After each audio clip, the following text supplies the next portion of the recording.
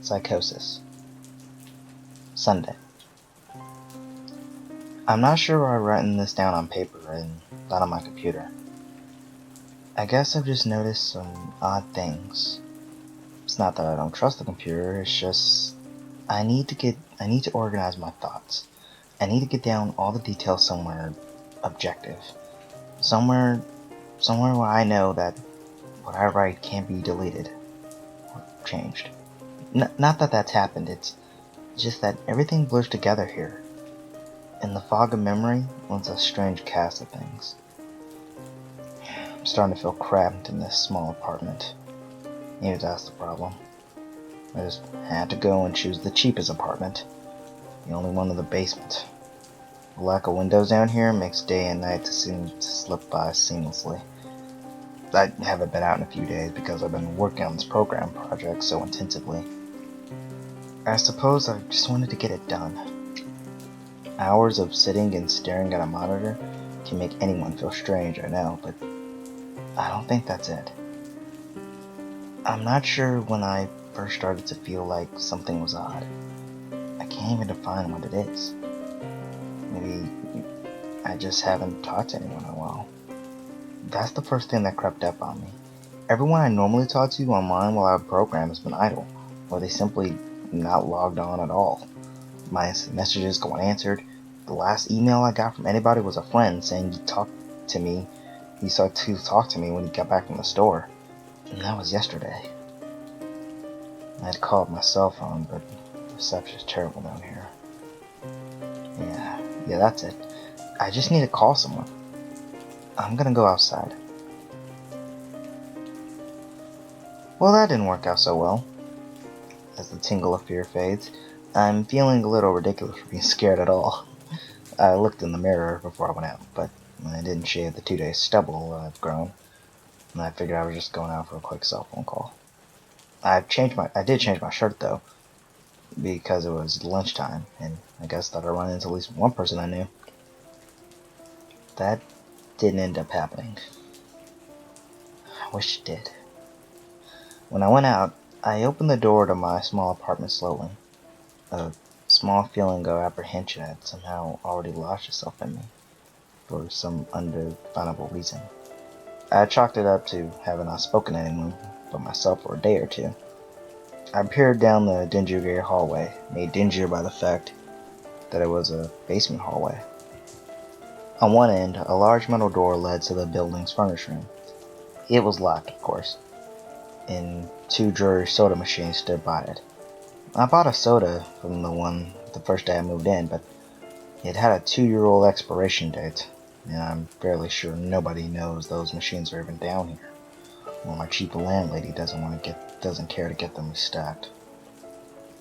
I closed my door softly, and I walked the other direction, taking care not to make a sound. I have no idea why I chose to do that, but it was fun, giving in to the strange impulse not to break the droning hum of the soda machines, at least for the moment. I got to the stairwell and took the stairs up to the building's front door. I looked through the heavy door's small square window and received quite the shock. It was definitely not lunchtime. City gloom hung over the dark street outside, and the traffic lights in the intersection in the distance blinked yellow. Dim clouds, purple and black from the glow of the city, hung overhead. Nothing moved, save for the few sidewalk trees that shifted in the wind. I remember shivering, though I wasn't cold. Maybe it was the wind outside? I could vaguely hear it through the heavy metal door, and I knew that it was that unique kind of late-night wind. The kind that was constant, cold, and quiet, save for the rhythmic music it made as it passed through countless unseen tree leaves.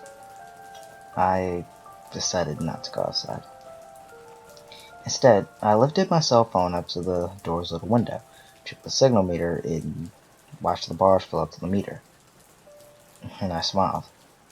Time to hear someone else's voice, I remember thinking, relieved. It was such a strange thing to be afraid of nothing. I shook my head, laughing at myself silently. I hit speed dial for my best friend Amy's number and held the phone up to my ear. It rang once, then it stopped. Nothing happened. I listened to silence for a good 20 seconds and then hung up. I frowned and then looked at the signal meter again. Still full. I went to dial her number again, but then my phone rang in my hand, startling me. I put it up to my ear. Hello? I asked, immediately fighting down a small shock hearing the first spoken voice in days, even if it was my own.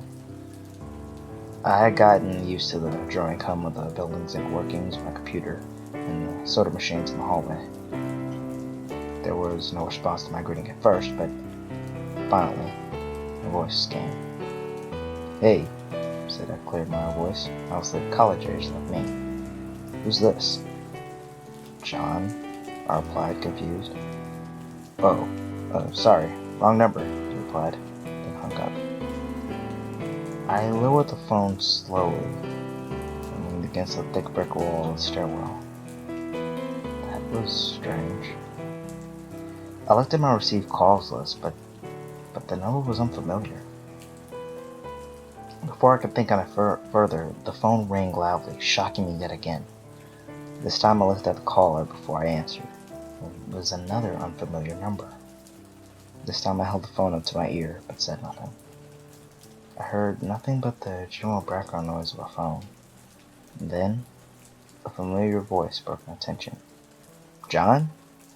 It was a single word in Amy's voice. I breathed a sigh of relief. Hey, it's you, I replied. Who else would it be? She responded. Oh, the number. I'm at a party on 7th Street, and my phone died just as you called me. This is someone else's phone, obviously. Oh, okay. Where are you? My eyes glanced over the drab whitewashed cylinder block walls and the heavy metal door with a small window. At my building. Just feeling cooped up. I didn't realize it was so late. You should come here.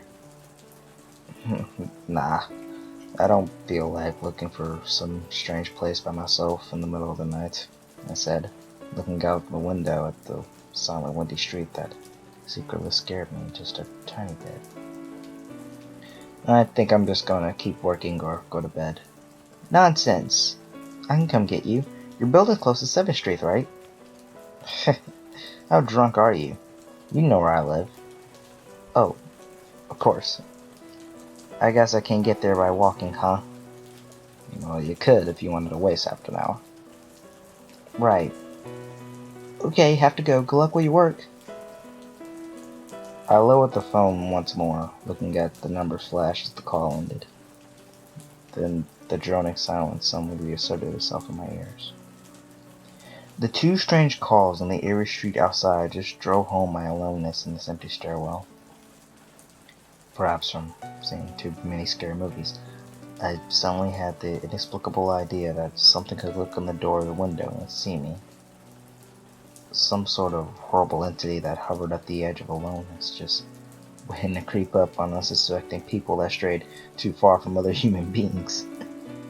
I knew the fear was irrational, but nobody else was around, so I jumped down the stairs, ran down the hallway to my room, and closed the door as swiftly as I could while staying silent. Like I said, I feel a little ridiculous for being scared of nothing, and the fear has already faded. Writing this down helps a lot. It makes me realize that nothing is wrong. It filters out half-formed thoughts and fears and leaves only cold, hard facts. It's late, I got a call from a wrong number, and Amy's phone died, so she called me back from another number. Nothing strange is happening. Still, there was something a little off about the conversation. I know, it could have been this alcohol she had, or was it even her that seemed off to me? Or was it... Yes, that was it. I didn't realize until this moment writing things down. I knew writing things down will help. She said that she was at a party, but I only heard sound from the background. Of course, that doesn't mean anything particular. She could have gone outside to make the call. But no, that couldn't be it either. I didn't hear the wind. I need to go see if the wind is still blowing.